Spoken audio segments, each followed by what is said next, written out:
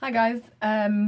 So I've been doing some videos for my year 10s because they're reading Jekyll and Hyde and it's a bit tricky for them, and I feel like maybe you've missed my face and my lovely voice and all of this handsomeness. So I thought I'd just do you a little video to let you know what you should be doing. I kind of wanted to talk about a couple of poems, so I've got the Unseen booklet here, so it might be worth just grabbing that. The good thing with the video is you can pause me, and that's quite exciting, because then if you want to write something down, you can.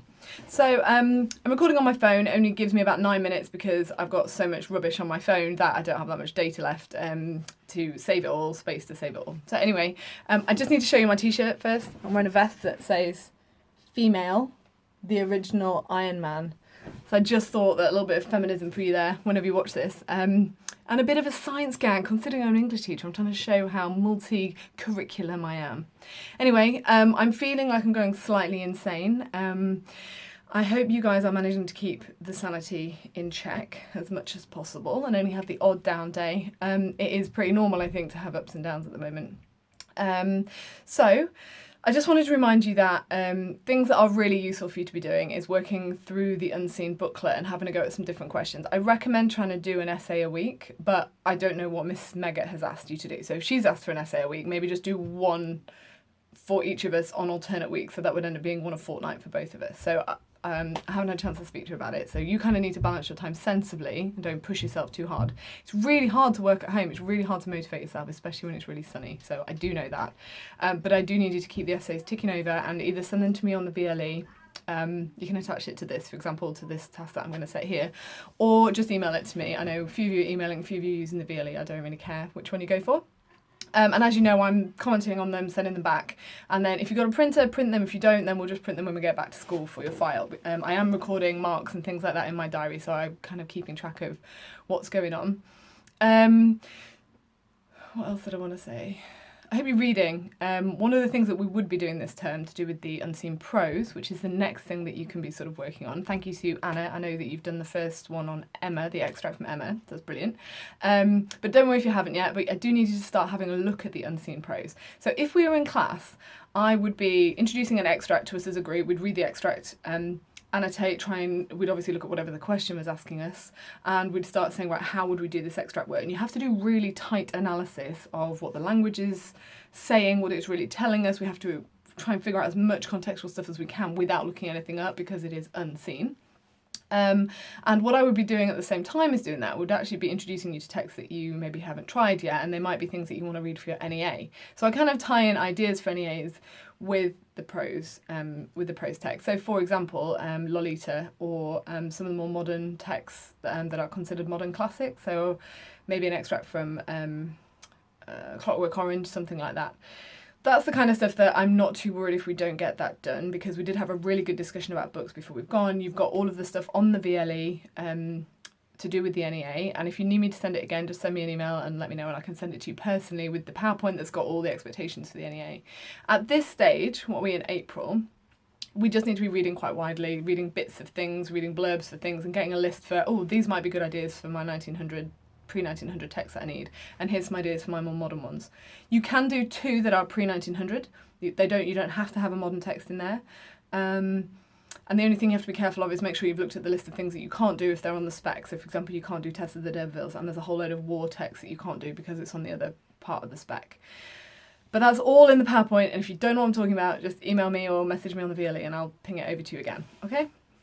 Sorry, I keep looking out the window. I've got my phone set up, so I'm kind of distracting myself with people. I've turned into a cat, so I'm kind of like, what's going on out there? Who's walking past? I understand now why pets bolt for the door when you open the door and you come home at night, because they are bored from being inside the whole time.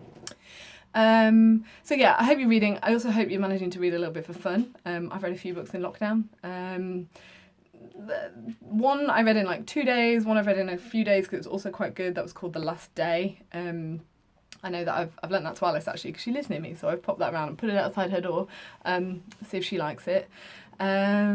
But yeah, just whatever you're reading, I hope that you're keeping yourself busy and not kind of falling into a black hole of despair, which it would be easy to do. You have to try to lift yourself up out of that and don't put too much pressure on yourself. Don't do too much, but try and keep things ticking over. Okay, so one thing that I wanted to have a look at was Val's just done an essay on Leda and the Swan by William Butler Yeats and Death and Love by Ben Jonson. So that's these two. Hang on, that one and that one in here. And the question is about how love is presented as a force and like the power. So we're looking for words that are powerful, and how love is presented. Obviously, it's called Love Through the Ages, you know that. And that comparison question. Now, these two poems are quite tricky, and I suspect some of you have looked at those poems and may have gone, I'll avoid that. I'd really like you to at least do a plan, if not try and write an essay. Val, for you, what I'd like you to do, because you've done so much background research, or I know that your knowledge of Greek myths is very good, I would actually like you to have a go at writing a few extra paragraphs to the essay that you've done me already, pretending that you don't know any of the stuff that you know, so just using the language, almost going back to sort of real basics. I was going to say GCSE, but I don't mean GCSE level, but I mean like you're only allowed to use the thing that's on the page, whereas everybody else, I think I'd like you to start by only using what you know on the page, and then I'd like you to branch out and go and do a little bit of research into the stories that are being referenced in these two poems. So, Leda and the Swan starts mid-action with a sudden blow. So you've already got active verbs, you've got the in mid radius, and you've got this image of the great wings beating above the staggering girl. So there's so much action going on in the language there, it's insane. What I'd like you to do is I'd like you to go through that poem and highlight all of the forceful, love is a force, love is powerful, whether that's good or bad. Maybe have a think about whether it's good or bad. There's quite a lot of sexual overtones. In fact, they're not really overtones, they're more than overtones. It's quite sexualised. There's references to her thighs caressed by the dark webs, for example, in the first stanza. So maybe go through with one colour and do the really powerful, forceful words. Another colour maybe for the more sexual words in there. And I want you to have a think about how Leda, the character, comes across as quite a helpless character in the story. So I want you to do that first, and I would like you to come up with an interpretation of this poem in terms of love being a force and how Yeats is interpreting that first. Then I want you to go away and I want you to look at the story and the fact that it's actually to do with Zeus and Leda being powerless to him. Okay, I think I'm running out of time on my phone, so if I suddenly cut off, that's going to be really annoying, but never mind. With Death and Love by Ben Jonson, he is a Renaissance poet, so you need to be looking at that in that context, the fact that obviously people knew their Greek myths far better than we do today. And actually, to be fair, even for Yeats, he's writing for a time period when classics were still taught in school curriculum. Well, they didn't have a curriculum, but they were still taught in schools. It was still something that was kind of common knowledge. Wow, my roots are bad. I'm going to have to find some peroxide online. Okay, so Jonson's poem... I would like you to, and this is particularly for you, Val, actually, because you took a very context-based way of answering this. I want everybody to go through and highlight references to death and love and how you're being asked as a reader to compare them. Are they good? Are they bad? Are they comparable to each other?